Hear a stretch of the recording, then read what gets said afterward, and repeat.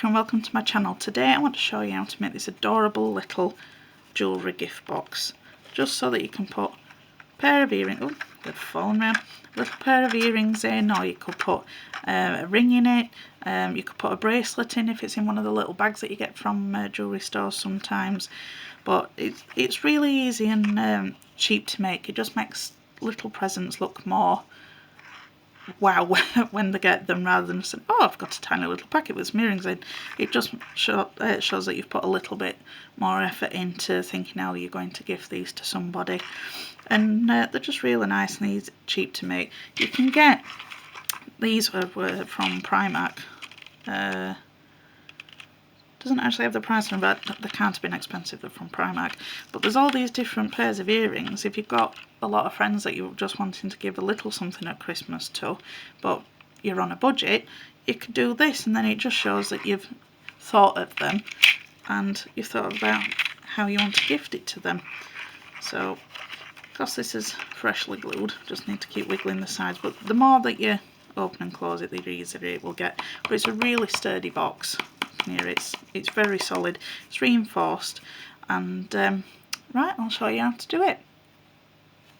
Right, so to make this little earring or ring box, you're going to need a piece of card that is 7.5 inches by 4.5 inches, and now along the 7.5 inch side, right, we're going to do the full score lines first so it doesn't get too confusing. So you want to score out 1.5 inches, 3 inches, 4.5 and 6. So you're doing full score lines every 1.5 inches. Then rotate your card and do the same again. So you're going out 1.5 inches and 3. So each section is 1.5 by 1.5. Then rotate it back to the longer side. And then we're wanting to create some little tabs for us to be able to stick the sides together. So these are the ones that we need tabs in. So I want to create a 1/2 inch tab. So I want to start at the 1/2 inch and score down 1 inch, start down at the 1 inch and then just score down until that first long score line. And then you want to do that at 3.5, and then you also want to do it at 5.5. Okay, and then you want to flip it round to the other side and do exactly the same again. So you want to do it at the other way around. You can, when you're doing it, you can either do that top one first and then remove your card and then drag it down so it's further down and then score upwards to the second score line, or if you don't want to do that, turn it the other way. So we're going to be working in the opposite direction because these little sections are what we're going to be cutting to make the little angled side. So if you're scoring it from this way, so it's at 2 inches down to the first score line, and then it's at 4 inches down to the first score line, and at 6 inches down to the first score line. Oh no, sorry, that's one, ignore me. At 6.5 inches. So all these little sections, rectangles, are all going to be flaps. And then I'll show you what to do with these ones. You can either do these now, so you can either draw these in by using a pencil and a ruler, or you can score them in like what I've done. Now on my scoreboard I've just created a black line using a Sharpie marker just so that I can line up when I'm doing things like this. So you want to, can you see that there? Yeah, I think you can. Right, so you're wanting to score from where this little section, so it's one of the first 1.5 inch marks when it comes up to the edge, and you want it to meet, let's pull that bit down so you can get further in, you want it to meet the corner of the middle square. So once you've got it lined up, if you've got that black line, you know that you're going to be lined up, and then you can just score straight down from that way. So you've got 2 triangles now. And then you go into the other side and do exactly the same but in the opposite direction. So lining them up from this top point to this bottom point here, and then just score. Right, so that's all the scoring done. Now when I've done it, it took me a little bit of working out to do. So what I've decided to do is I made a template, so I've got this for whenever I want to do it, so I can remember how it needs to look, because I had a couple of mishaps and I didn't get it quite right how I wanted to do it. So basically what we're going to create is this shape from here. So if you lay that on top of there, you can see which parts we're going to be cutting away. Now I've given you the full dimensions of scoring and things, because depending on what what thickness card you're using, get it right Rebecca, depends on how much you need to trim off of certain angles. So this is quite a thick cardstock thing. I think it's about 280 GSM. I think it's about the same as the craft card that I get. So now I've got my instructions at the side of me, so hopefully I don't go and get this wrong. So if we start from the end that's not got the triangles, I'll flip it over. So you want your raised score lines on top, and then you just want to take your scissors and you want to cut the score line away. So you cut into the left hand side of this score line here, so you're cutting that one away only up to that point of intersection. Okay, you can see, don't know how well you can actually see that, I'm angling it to see if you can, so there. And then you want to do that same on the other side, but instead to the right hand side of the line you want to do it to the left, because we're cutting that score line away. Okay, and then turn it, and then you're wanting to cut these larger rectangles away. So again, cut to the left hand side of this one to cut away the score line, and then on the same to the right hand side of this side, just cut it away. Now the next thing you need to do is cut little wedges off either side of these, so this gives us a little bit of moving room for getting our corner positions correct and nice and professional looking. Okay, now you can fold and burnish everything beforehand. I just found that it was a little bit easier just getting a bit of the cutting done out of the way before I did any more of the scoring. So these ones are right because they're only little flaps, so it's not that difficult to do. That I'll show you. You just need to burnish, fold and burnish all the score lines that we've done, apart from the ones that create the little triangles. So you can either do it now before you do all your cutting out, or you can do it afterwards, which I'll probably end up doing. It does take a little bit more when you've got the, you know, the little things to do. So if you just fold and make sure everything's folded and burnished really well, because you want the box to go together well, but you still want it to be sturdy, but to be able to go you know, flexibly into the position that you want it to. Right, now, so we've got another flap on this side, you can see here with the raised line. So we're going to cut this section away. So we're going to cut to the left hand side of this one, so it's like your first 1.5 inch square.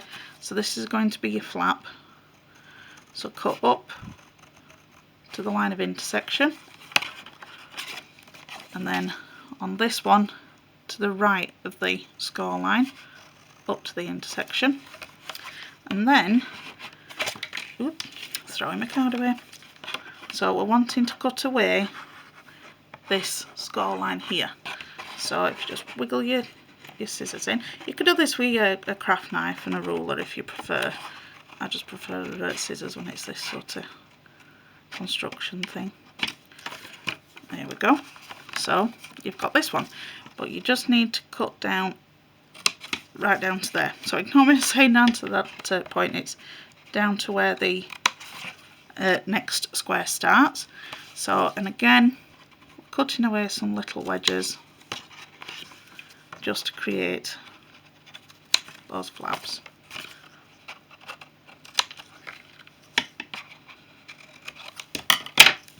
So as you can see, we're starting to get this.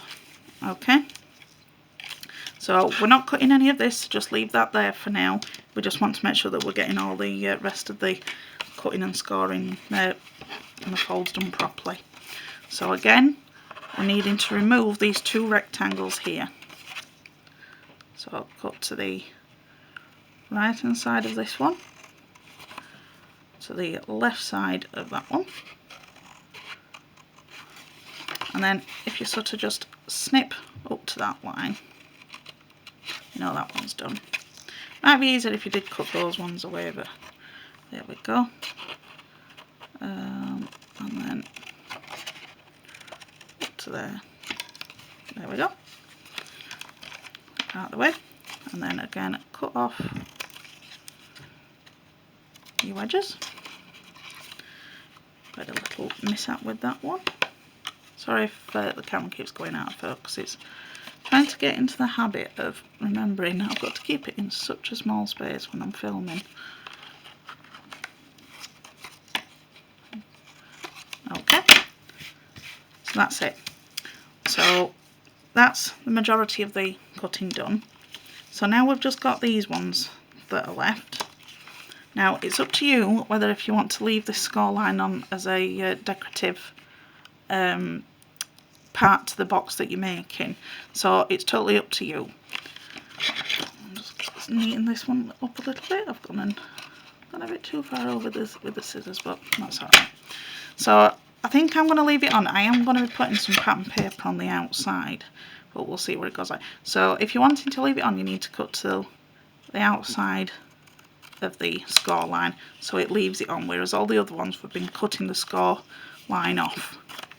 I'm going to see what this one turns out with leaving it on, because when we're doing the lid of the box, you might need to trim a little bit off depending on how the card goes, because I've put it together with the craft card originally, and I'm not too sure whether if it's going to go as flexibly as what that did, so I'm leaving that on for now.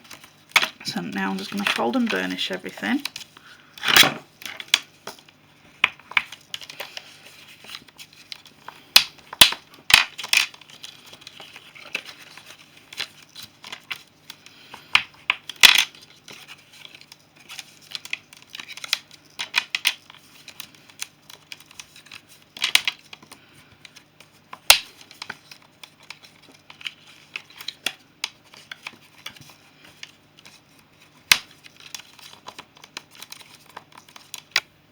I've folded and burnished all of my score lines now, so now it's time to put the box together. So we do the lid last, so we're just taking these 2 little flaps here and we're going to be sticking them like this. I don't know whether if that makes sense. So we want to get them so that they're completely flush with each other, so that the lid will go over it once we stick that together. Now you can use a wet glue, but just because I'm doing this, I'm using a tape pen. This is a strong adhesive, it's from Crafter's Companion. But when I'm doing them just for right off camera for other projects, I like to use a wet glue and hold it this. It just makes it a little bit stronger. I like the Collal all-purpose for it. It gives it all added strength. So sorry. So we've got the flap, we've got the side, so if we curl it round and just try and get it as flush as you can, and then just give it a rub on the end. So stay over there. And then again, getting the flap, and then tucking it underneath. So you've got your first 2 corners. Okay, so again, I ought to put it on the other flaps this way around, but never mind. So if you're pushing down this way, if you've not put it on all of the flaps like I've just done,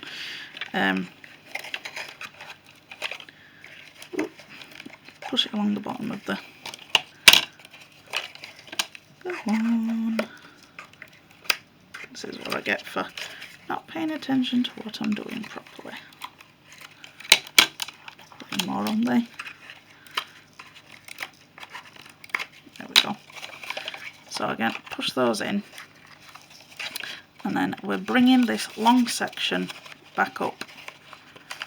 Okay, so again, just try and make it as flush as possible. This is why we cut away all those score lines. And then again, pop that up to where it needs to go. So now you're left with this one square and then what is going to be the side part of the lid. So you've got your two squares and then these two little flaps. These are going to stick to these parts of the lid, okay? So again,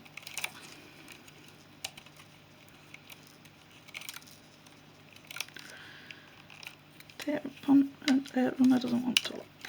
There we go, that's better.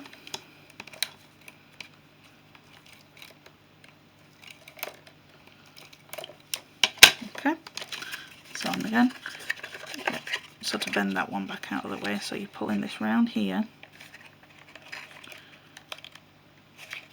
Right, come into a thing. You know what I said about the score line? Am I getting in the way?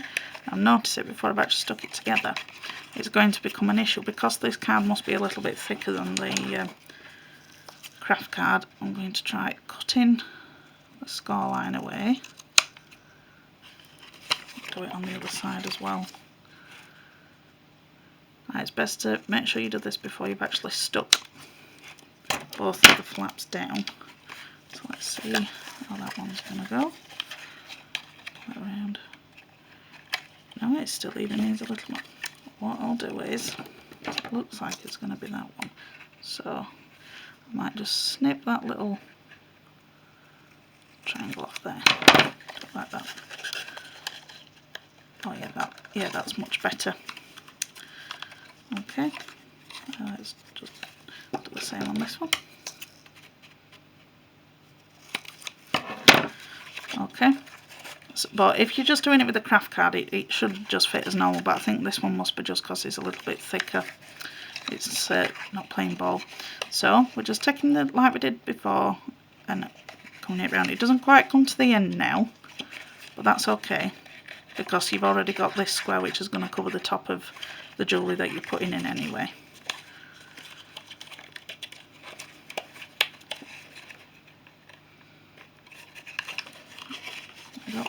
And just make sure you've got everything nice and stuck down. So that is your lovely little box. Ooh, throwing it away now. And then it just opens like that. And then you might have to wiggle the sides a little bit because we've cut those triangles off, so it just needs a little bit of coercing. First few times that you do it, it can be a little bit difficult because it's tight, but once the card realises where it needs to go, it gets easier. See? And this is another good reason why you have to do all your folding and burnishing really well, because it just makes it easier for this part. Now what I'm going to do with this one, I'm going to put some pattern papers on. I've not done it on the other ones before, so I'm seeing if this is going to work. So I've cut some squares of paper that are 1/4 inch shorter than these, so it's 1 1/4 inch by 1 1/4 inch, and I want to put a triangle of paper on there. Now because we cut this a little bit off, we might have to snip some, but we'll see how we go. So just getting my little guillotine, and like we did when we were doing the scoring, you're just lining up with the blade, so you can see a little bit better, each corner point. Now because it's not resting up to the bar at the top of the guillotine, you have to make sure that you're holding it down really well, because otherwise it'll move and you won't get a nice precise cut. So there we go. So keep everything crossed. This goes, perfect. Just need to cut that little corner piece off, but we can stick that down, open the lid, and then cut off what we need to do there. So let's get my glue. This is just the colour all-purpose. It actually needs refilling. I should have done that before, but never mind. So I want it to have a nice little border. You see that on there? So it's got that nice little purple going around the edge. There we go. I've had my nails done today and I'm getting used to having this length of nails. Yeah, it's rather challenging. Okay, do the same on that side.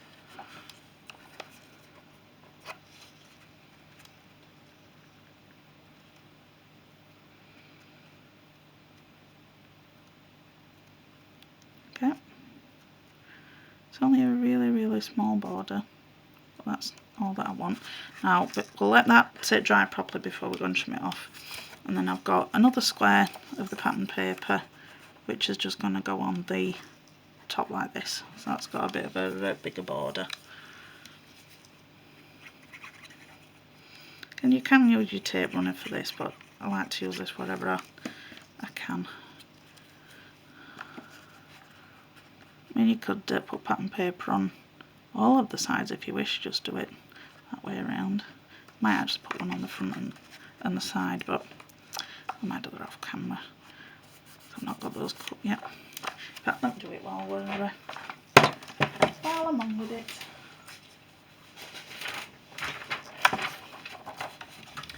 Thought I did it a smaller piece. Right, so we're cutting all of these to 1 1/4 inches.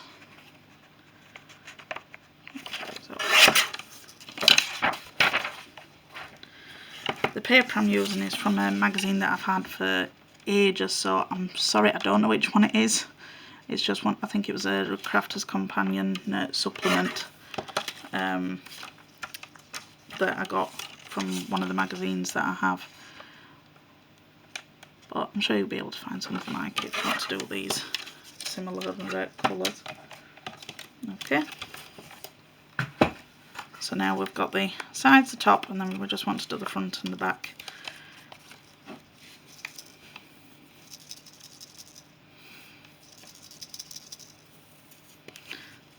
Oh, leave you there, not playing ball.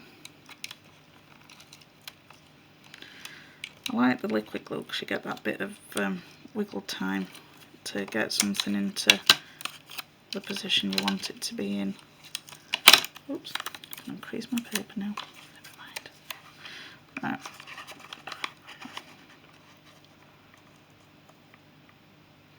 Again, just try and eyeball it, make sure that it's got an even border, which that hasn't. Ooh, not lucky. Now if you've got a directional paper, just double check before you cut it and pop it on that it's the right way that you want it to go. And then the other one.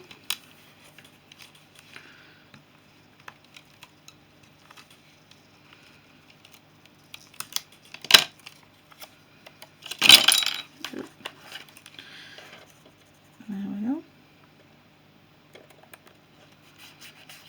That's it. So we've got the patterned paper on that I wanted to have on. So now to trim those little triangles, so I just want to open it back up. If you bend that, you can see there where the little bit of excess paper is. It's a tiny bit, but it could get in the way when you're putting your jewellery in. So I'm just snipping those off. Probably ought to have had some smaller scissors, but they're packed away. Right, now, so that's the outside of the box done.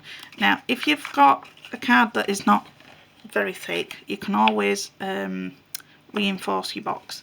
Now, I can get my pieces. Now, all you really need to do is cut some squares of card that are 1 1/2 inches squared. Now, you're only going to have to cut off a fly's eyelash, as I've heard said before, just to make sure that it fits in properly. So obviously this is the same size as the outside, so you need to cut the tiniest amount off.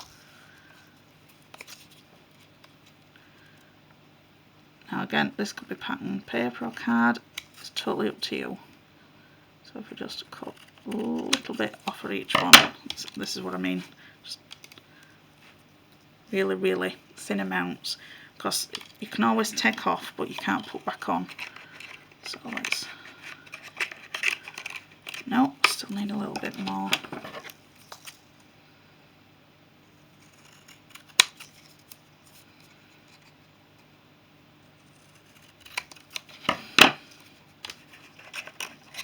Okay, perfect now. Let's see if you're going to come out now. Now this is quite a sturdy weight of card that I've used, and I don't think it needs all the sides reinforcing, but in fact I'll do it. I've already got them cut out ready. So that's all we're going to do, and we're going to do it to the same to these sections here. So I'll go and do that off camera and then I'll come back. Right, so I'm just going to show you what you can do for if you want to put a ring into the little box that we've just made. This is just some of the kids play foam, sheet foam. You can get it for about £1 for 10 pieces or something like that, and I've cut 1 1/4 inch squares, and I've got 12 of those. Now you can make it go further up if you wish, but this, I think it's alright for the ring that I'm going to be putting into it. And all I've done is just take some double-sided tape,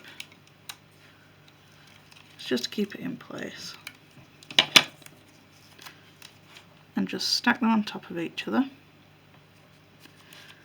and then just taking my craft knife, and I'm just going to be cutting a little slit down into the foam.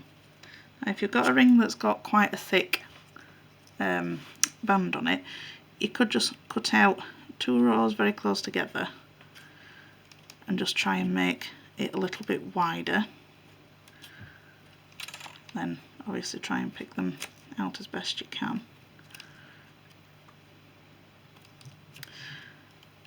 I might want to do it now that I'm on camera.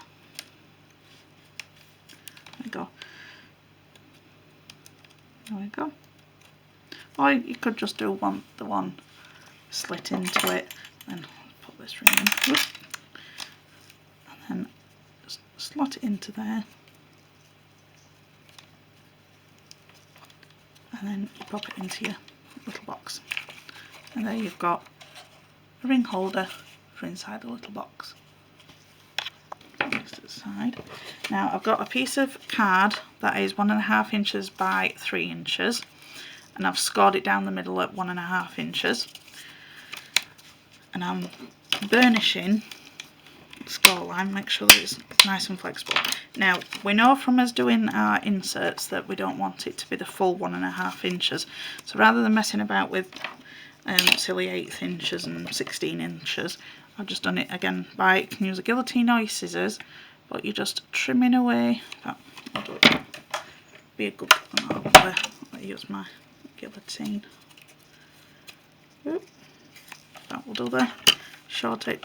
When you're doing the short edge, you want to make sure that it's folded so that you know that you're getting it completely level with the other side. Oop. But then you can unfold it to do the other side, and it's just cutting off little strips. I think I did that quite straight then.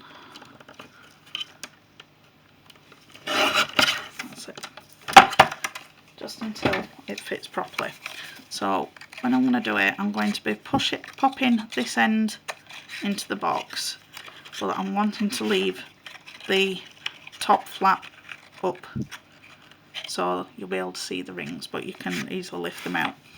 Now you can either use a pokey tool to put little holes in. I've got a little punch that I have for when I've been doing my jewellery cards, and it just makes 2 tiny little holes for me to put the earrings in. So I'm just popping it down, trying to get it as even as I can. Okay, and that's that. And then got some lovely little gingerbread man earrings. If you take the backs off, it just makes a little present just a little bit more special, just simply because you've taken the time to put it in a little gift box. There we go. Right, we're in. So now, when they open the box, they'll see the little pair of earrings. And then you just slot it down into the box like this. And then they're on top of the box, like that. Again, you could use some felt or foam or a bath sponge if you can cut it down, or the little sponges that you get to wash your pots. Or you could get some of the funny foam, and then you could put some felt on the top of it so it looks a bit more like the type that you get in the shop. Another idea, as I've been packing away after making the box, I've got the foam on the inside, but if you've got a ring and a pair of earrings, the piece of card that we cut out for the earring stand will slot down in front of the foam, so you can pop your ring in, and then you can put your earrings in here, and they'll both fit in together. So you could get both of them in. So even better. Oops. But I think that's turned out really well. I was wondering how I could put some jewellery into some little boxes that I've got, and then I came up with this last night. I know there's origami versions of these boxes, but I'm really pleased with how that's turned out. You could put a tiny little bow or some gems on it to embellish it. But I like it just as it is. So I hope that's been helpful for you to be able to make your own little jewellery boxes. If you've got any questions, leave them in the comments. Thanks for watching, and I'll see you next time. Bye!